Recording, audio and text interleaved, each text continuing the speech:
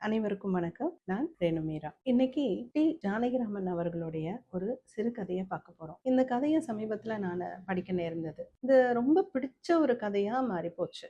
ரொம்ப சுவாரஸ்யமான ஒரு கதை. இந்த கதையை அறிமுகப்படுத்தும் பொழுது எனக்கு இது ஒரு காதல் கதை அப்படின்னு சொல்லி அறிமுகப்படுத்தினதுனால எனக்கு ரொம்ப பிடிச்சு இந்த கதையை காதல் கதையா, ரொம்ப நாள் ஆச்சே காதல் கதையை நம்ம படிக்கலாமே அப்படின்னு நினைச்சு படிச்சுக்க. இது வேற லெவல் மாதிரி இருந்தது. வேற லெவல்ல இருந்த ஒரு காதல் கதை அப்படின்னு சொல்லலாம். இந்த கதை எப்படி ஆரம்பிக்குது அப்படின்னா, வேணுமாமா அப்படிங்கிற ஒருவருடைய கதை மாதிரி இது ஆரம்பிக்குது. இந்த கதை அவர் வீட்டு எதிர்க்க இருக்கக்கூடிய ஒரு வாலிபன் சொல்ற மாதிரி தான் இந்த கதை இருக்கு. நான் படித்த மாதிரியே உங்ககிட்ட இந்த கதையை ஷேர் பண்றேன். வேணுமாமா அப்படிங்கிறவர் ஒரு ரொம்ப வயதான ஒருவர். அவருக்கு கொள்ளு பேரன் பேத்தி எல்லாமே இருக்கிற மாதிரி இந்த கதை இருக்கு. அவர் ஒரு அட்வொகேட். அந்த ஊர்ல ரொம்ப பேர் போன ஒரு அட்வொகேட். ரொம்ப ரொம்ப சிறந்து விளங்கின ஒருவர். அவர் வயதானதுக்கு காரணத்தினால, வயது மூப்பின் காரணமாக அவருக்கு கொஞ்சம் ஞாபக மறதி எல்லாம் அதிகமாயிடுச்சு. அவர் கூட பிறந்தவர்கள் நிறைய பேரு, அவருக்கும் நிறைய குழந்தைகள், எல்லாருமே வேற வேற ஊர்ல எல்லாம் போய் வாழறாங்க. அந்த மாதிரி ஒரு சூழல் இருக்கு. இவருக்கு வயசானவர், இவருடைய ஒரு பேர குழந்தை, கொள்ளு பேர என்ன பண்ணுதுன்னா, அந்த குழந்தை இவர்கிட்ட தாத்தா எழுந்துக்கோ அப்படின்னா அவர் எழுந்துக்கிறாரு. தாத்தா நீ சாப்பிட்டுக்கோ அப்படின்னு சொன்னோடனே அவரு சாப்பிட்டுக்கிறாரு. தாத்தா கூடத்துக்கு வா போலாம் அப்படின்னு இழுக்குது. உடனே இவர் என்ன பண்றாரு, அப்படியே அந்த கூடத்துக்கு அந்த குழந்தையோடைய கையை பிடிச்சுக்கிட்டு போறாரு. இதுல இந்த எப்படி இருக்கு அப்படின்னா, ஒரு யானை பாகன் எப்படி ஒரு யானைய தன்னுடைய கட்டுப்பாட்டுக்குள்ள வைக்கிறானோ, அதே மாதிரி அந்த பாகன் இல்லாத ஒரு சில நேரங்கள்ல, அதாவது 1 மணி நேரமோ 2 மணி நேரமோ அந்த பாகன் இல்லைன்னா, அந்த பாகனுடைய குழந்தை அந்த யானை கிட்ட எப்படி நடந்துக்கும், அந்த பிரம்மாண்டமான அந்த யானை கிட்ட அந்த குழந்தை எப்படி நடந்துக்குமோ அப்படிதான் இந்த பேர குழந்தை அந்த தாத்தா கிட்ட நடந்துக்குது அப்படிங்கிற மாதிரி ஒரு ஒப்பிட்டு சொல்லப்படுது. எல்லாமே அந்த குழந்தை என்னெல்லாம் சொல்லுதோ அந்த யானை செய்யற மாதிரி, இவ்வளோ பெரிய பிரம்மாண்டம், வாழ்க்கையில எவ்வளோ விஷயங்களை பார்த்த இந்த வேணுமாமாவை அந்த குழந்தை எப்படியெல்லாம் அசைவிக்குது, ஆட்டி வைக்குது அப்படிங்கிற மாதிரி. ஆனா வேணுமாமாவை பொறுத்த வரைக்கும் அந்த குழந்தை மட்டும் இல்ல, அந்த வீட்டுல இருக்கிற மற்றவர்களும் அவரை ஆட்டி வைக்கிறாங்க.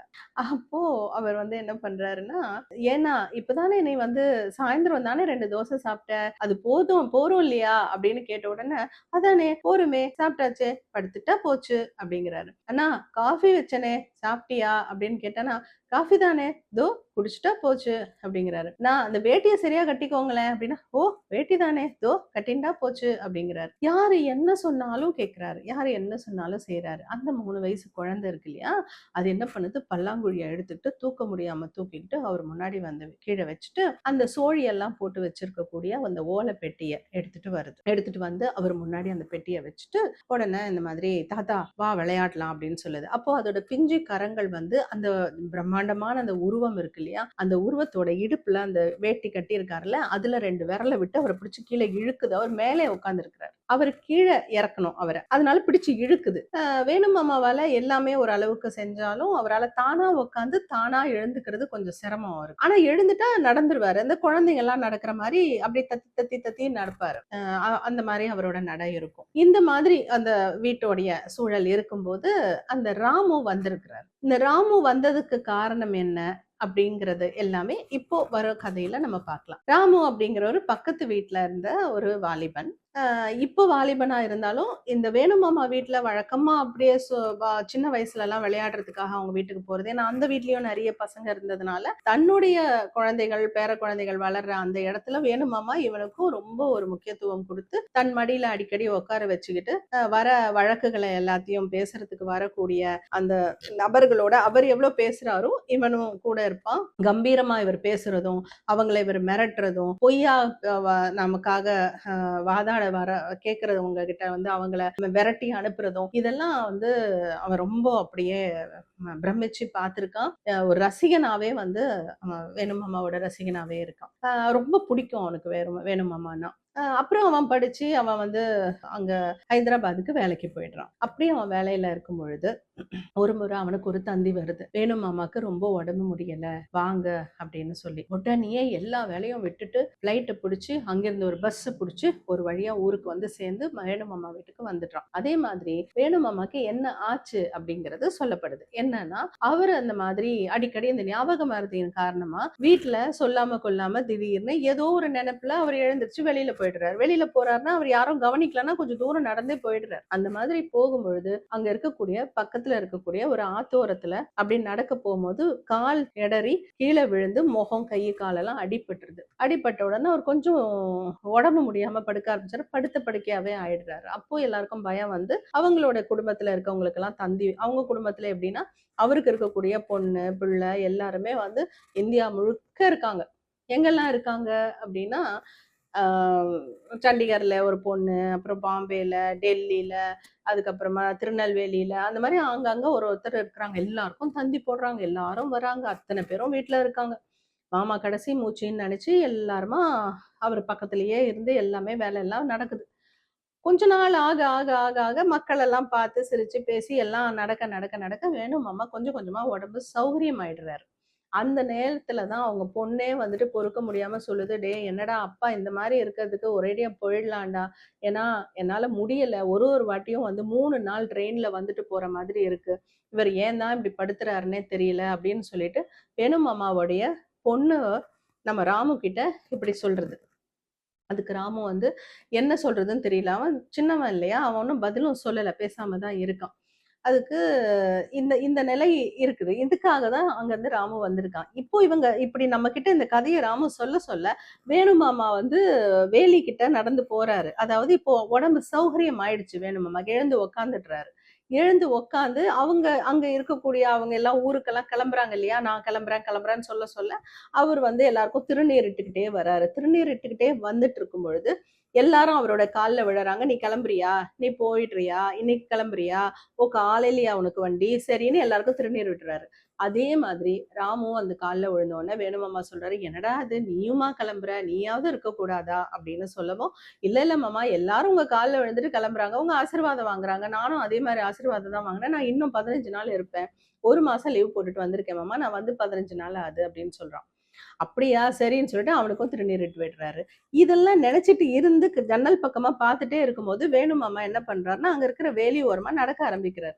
உடனே இவன் பார்த்துட்டு, ஐய்யயோ! இப்பதானே விழுந்து எழுந்து ஒரு வழியா உட்கார்ந்துருக்காரு. திரும்பவும் இப்படி வேலி ஓரமா நடக்கிறாரேன்னு சொல்லிட்டு பரபரன்னு எழுந்திருச்சு போய், "என்ன மாமா எங்க போறீங்க?" அப்படின்னு கேட்கும்போது, "யாரு?" அப்படின்னு கேட்கிறாரு. "என்ன மாமா எங்க போறீங்க?" "நான் தான் ராமு" அப்படின்னு. "ராமுவா? ஆமா. நான் தான் ராமு" அப்படின்னோனே, "ஓ! ஆமால்ல. சரி எப்போ வந்த?" அப்படின்னு கேட்கிறாரு. "என்ன மாமா அது? நான் வந்து 15 நாள் ஆகுது. உங்க கூட தானே இருக்கேன். திடீர்னு இப்படி கேட்கிறீங்களே" அப்படின்னோனே, "அப்படியா? என்னன்னு தெரியலடா. என்னமோ சுத்தமா ஞாபகமே இருக்க மாட்டேங்குது.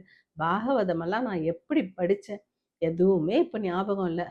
இந்தியன் பீனல் கோட்லாம் அப்படி நான் வந்து மனப்பாடமா இருக்கும். யாருக்கு எங்க என்ன சந்தேகம்னாலும் என்கிட்ட தான் வந்து கேட்பா.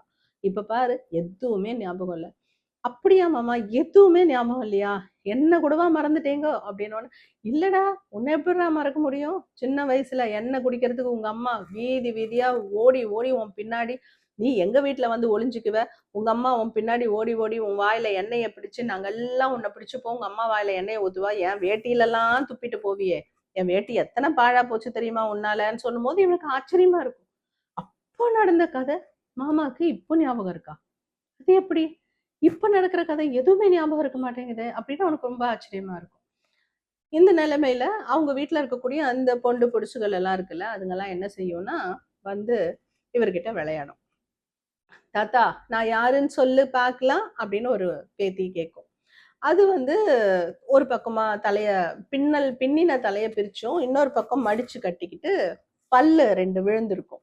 அதுக்கப்புறம் மிச்ச பல்லெல்லாம் அப்படியே குழந்தைங்களோட அந்த இந்த ஒரு சோழி பல்லுன்னு சொல்லுவாங்கல்ல, அந்த மாதிரி வச்சுக்கிட்டு, "நான் யார் சொல்லு பார்க்கலாம்?" அப்படின்னு கேட்டோனே, "தாத்தா யாருன்னு தெரியலையே, ருக்குவா நீ?" அப்படிங்கிறாரு. "இல்லியே" அப்படிங்குது.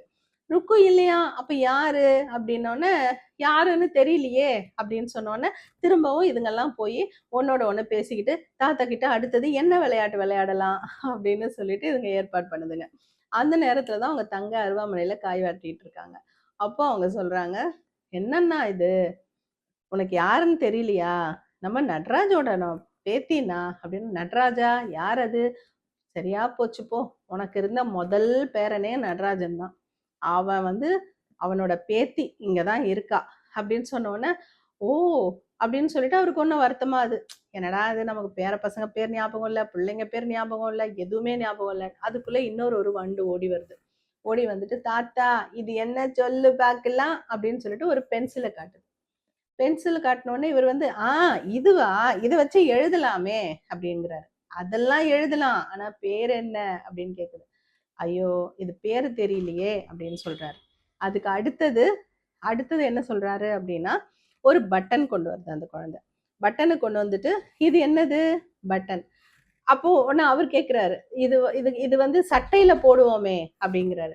சட்டையில போடுவோம் சரி, ஆனா அதுக்கு பேர் என்ன? பேரு தெரியலையே, பேரு மறந்து போச்சே அப்படின்னு சொன்ன உடனே பசங்கெல்லாம் சிரிச்சுக்கிட்டு தாத்தா கிட்ட அடுத்தது என்ன விளையாடலாம் அப்படின்னு சொல்லிட்டு ஓடுதுங்க. இப்படி இவர் அந்த வீட்டுல ஒரு விளையாட்டு பொம்மையாகவே இவர் பார்க்கப்படுறார். எவ்வளவு பெரிய பிரம்மாண்டமான ஒரு வாழ்க்கை வாழ்ந்தவர். அந்த ஊர்லயே வந்து ரொம்ப பேர் போன ஒரு வக்கீலா இருந்தவர் இன்னைக்கு இப்படி இருக்காரே அப்படின்னு சொல்லிட்டு ராமுவுக்கு வருத்தம். இந்த நிலையில அவங்களுடைய தங்கை, அதாவது நம்ம வேணு மாமாவுடைய தங்கை வந்து பக்கத்துல இருக்கிற ஆத்துல ஒரு கை வேலையா அந்த பக்கமா போறாங்க. அப்போ அங்க நம்ம ராமுவும் அந்த ஆத்தோரத்துக்கிட்ட போறான். போகும்போது, மாமி என்ன ஆச்சு? மாமாக்கு நல்லா தானே இருந்தாரு, எப்போ இந்த அளவுக்கு ஞாபக மறதி வர ஆரம்பிச்சது அவருக்கு? அட விடுடா, அவருக்கு பித்து பிடிச்சதுடா. ஆனா அவருக்கு பித்து பிடிச்சதா எல்லாருமே சொன்னான். ஆனா எங்க அண்ணா அவருடைய உத்தியோகத்துல ரொம்ப நல்ல வேலை பார்த்துட்டு இருக்கிறச்ச என்னெல்லாம் நடந்தது தெரியுமா? அவரு கிட்ட கேஸ் கொடுக்க வராங்கல்ல, அவங்க உண்மை பேசுறாங்களா பொய் பேசுறாங்களான்னு 2 நிமிஷம் அவங்களோட பேசின உடனே கண்டுபிடிச்சிருவார். அவரு தெளிவா ஒரு விஷயத்த சொல்லிடுவார். நீ என்னவோ தப்பு பண்ணி இங்க என்கிட்ட வந்து நீ தப்பு பண்ணலன்னு நான் வாதாடினேன்னா, நரகம் உனக்கு மட்டும் இல்ல எனக்கும் சேர்ந்து வரும். ஏதோ இந்த பிறவியில வக்கீல் தொழில் பண்ணி பொழைச்சுக்கோன்னு இந்த பகவான் எனக்கு கொடுத்துருக்கிறாரு. அதை நான் தவறா என்னைக்குமே பயன்படுத்த முடியாது, மாட்டேன். நீ எவ்வளவு பணம் கொடுத்தாலும் எனக்கு தேவையில்லைன்னு தூக்கி எறிஞ்சிருவார். இதுதாண்டா அவரோட குணம். உனக்கு வாழாம்பாள தெரியுமா? வாழாம்பாள் அவோ அப்படி ஒரு பேரழகிடா. இந்த ஊர்ல இருக்கிறவங்க அவளை பார்த்தாலே ஒரு தொடர்ந்து அவ இந்த கோடியில இருந்து அந்த கோடிக்கு போற வரைக்கும் கண்ணு அவ மேல இருந்து அசையவே அசையாது. ஆணா இருந்தாலும் பெண்ணா இருந்தாலும். நானும் அப்படிதான்டா. வாழாம்பாள், நான் ஒரு பொண்ணு தானே. வாழாம்பாளை பார்த்தா அவளை அப்படியே போய் தாவி கட்டி பிடிச்சுக்கணும் போல இருக்கும். அப்படி ஒரு பேரழகு. அவ யாரு கூடவோ ஒரு தொடர்புல இருந்து 3 குழந்தைகளை பெத்துக்கிட்டா. அதுக்கப்புறம் அந்த ஆளு குழந்தை பிறந்ததுக்கு அப்புறமா எனக்கு தெரியவே தெரியாது, இந்த குழந்தைகள் என்னோடதே இல்லைன்னு அவன் ஏமாத்திட்டான். இவன் என்ன பண்ணா, வேற வழியே இல்லாம அந்த குழந்தைகளை வளர்க்கணுமே, பணமே இல்லையே, ரொம்ப கஷ்டமா இருக்கே அப்படின்னு சொல்லி ஊர்ல இருக்கிற மத்த வக்கீல் கிட்ட எல்லாம் போய் வாதாடுறதுக்காக கேட்டான்.